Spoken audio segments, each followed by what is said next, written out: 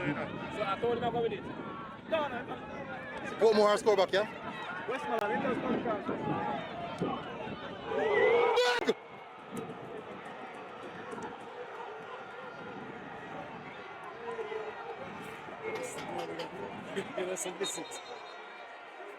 Reggae boy Peter Lee Vassell returns with a bang and hit the back of the net for Montego Bay United. And on top of that, it was wrong day for Arnett to turn up at Fredinta Park to face the Portmore United.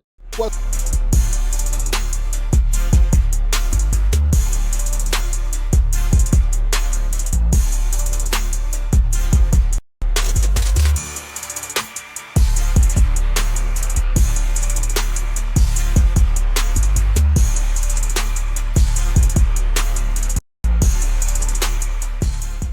welcome back, people, to MG Sports TV. Thank you very much again for tuning in.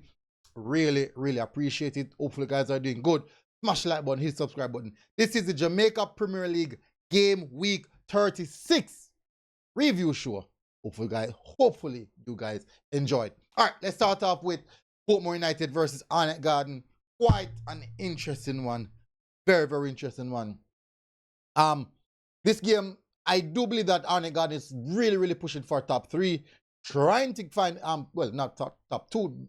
They're trying to get the second spot.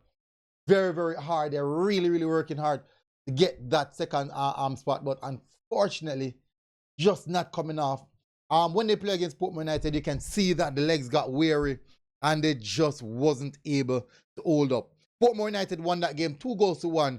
Goals coming from Cardell Bembo in the 28th minute. I think it's much of an error from the goalkeeper, but Bembo did enough to get the ball over the net. Werner Brown from the penalty spot. Werner Brown caused Portmore United so much problem.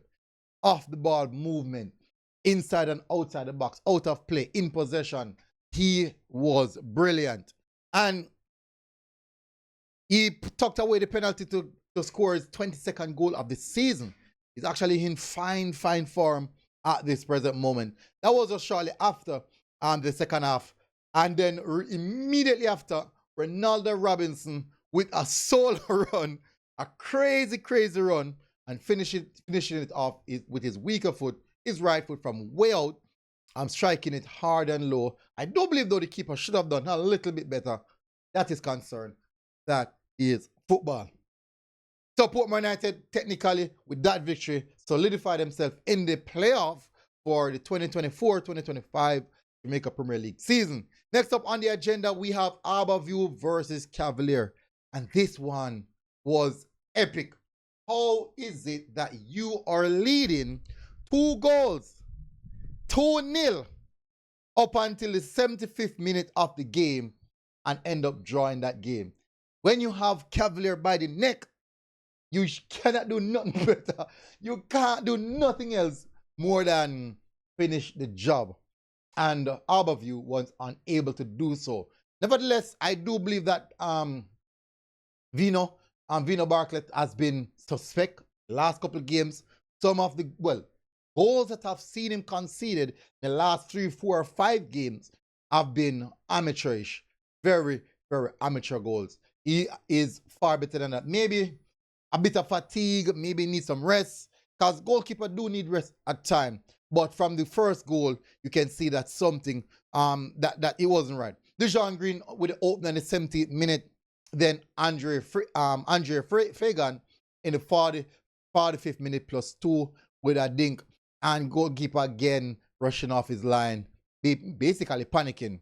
But in the second half, guts and heart by the Cavalier team, digging out a result. What we've seen them, they've done this time and time again this season. When you think them out and done and dusted, they find something. And me don't know how, me don't know what, I don't know how, me just don't know why teams just can't finish off Cavalier. I don't know what is happening in this league.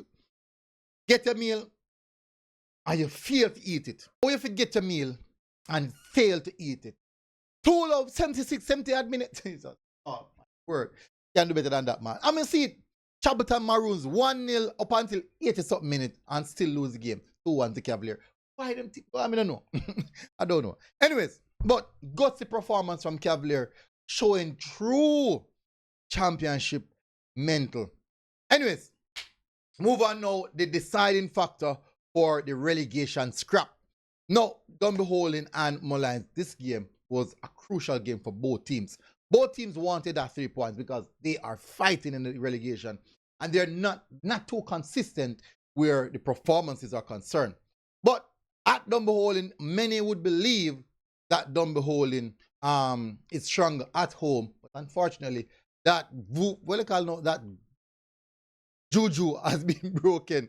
Molynes turn up first goal from Ricochet Murray and Michael Graham finishing off the job to see Molynes securing those 3 points, putting them on 32 points. 32 points, level on with Umberline. Both teams are on 32 points. Closest to them, well, behind them is Veer Phoenix on 23 points. And just a point or two can actually make an escape, but someone has to go down. Somebody have to go down. Lay down. Somebody have to go down. That's just the nature of the game. Somebody have to go down. So, you know, where your team fall, however the case may be, but somebody have to go down. Anyways, next up we have on the agenda Waterhouse versus Umberline, and Shamar Dallas have to come off the bench in the 79th minute to secure that 3 points for Waterhouse, fighting for top 6. And consistently Waterhouse grinding out good result, and I do believe that they might be the team to secure top 6 position. Might. You have 2 other teams who are fighting for it. Next team who is fighting for the top 6 position is Tivoli Garden. They went away at the Wembley Centre of Excellence to play against Veer Phoenix United. And this in general, I thought, after watching the highlights, I thought Veer Phoenix, another good game from Veer Phoenix.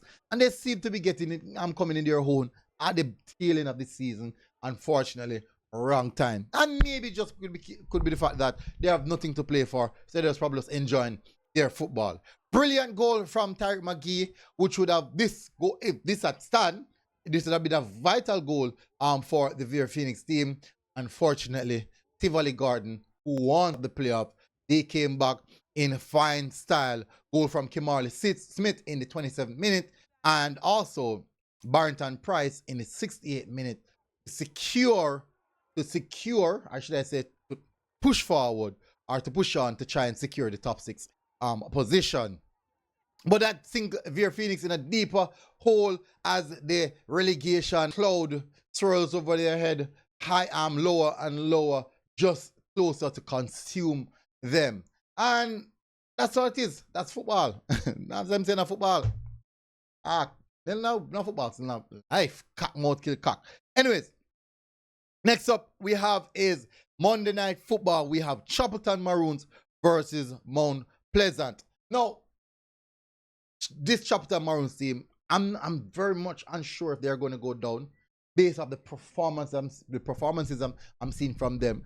So at this present moment, to see how even in the first half, I thought that Mount Pleasant really struggled to break down Chapelton Maroon.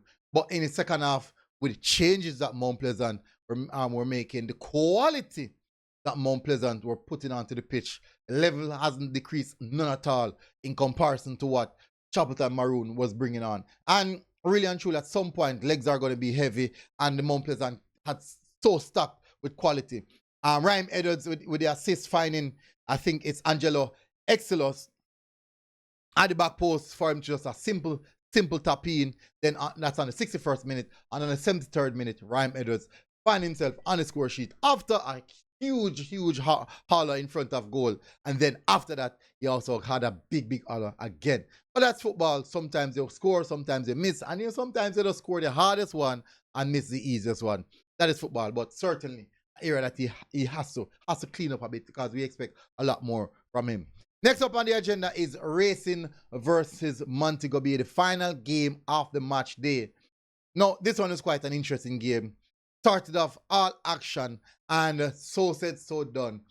Boaz, horrible red card to take there. Just let him pass. Pull down in the 18-yard box. Well, technically it's just in front of the 18-yard box, but everything happened so fast. Referee thought it was the 18-yard box. Penalty, red card. There was a huge discussion surrounding the red card and penalty. Many thought that, it should have been a yellow card plus a penalty. But the fact that because he gave the penalty and still issued the red card felt like a bit more of double punishment. But referee has the stick and he can definitely play the rule as he wants. So Montego Bay on the penalty spot on the 11th minute now. Owen Gordon, who I thought was man of the match, he was brilliant. Worked really, really hard. If it wasn't for Owen Gordon, the next best player on the pitch, and probably the best player on the pitch, but he did not necessarily contribute goal or assist, would have been Nikhil Ellis. I thought he was undoubtedly untouchable. He was untouchable. They had to kick him off the park. Literally had to kick him off the park to get him out of the game. Owen Gordon in the 11th minute, then Peter Lee Vassell, the return of JK in the 82nd minute after coming on, which actually technically calmed the game down. And both Peter Lee and Lucas Lima, when they came on, it definitely changed the momentum of the game and technically gained some remnants of control and confidence and calmness in the midfield and middle of the park for Montego Bay, which in turn won the game for them. Because, from 10 minutes racing a player, 10 players, tired legs will be a factor.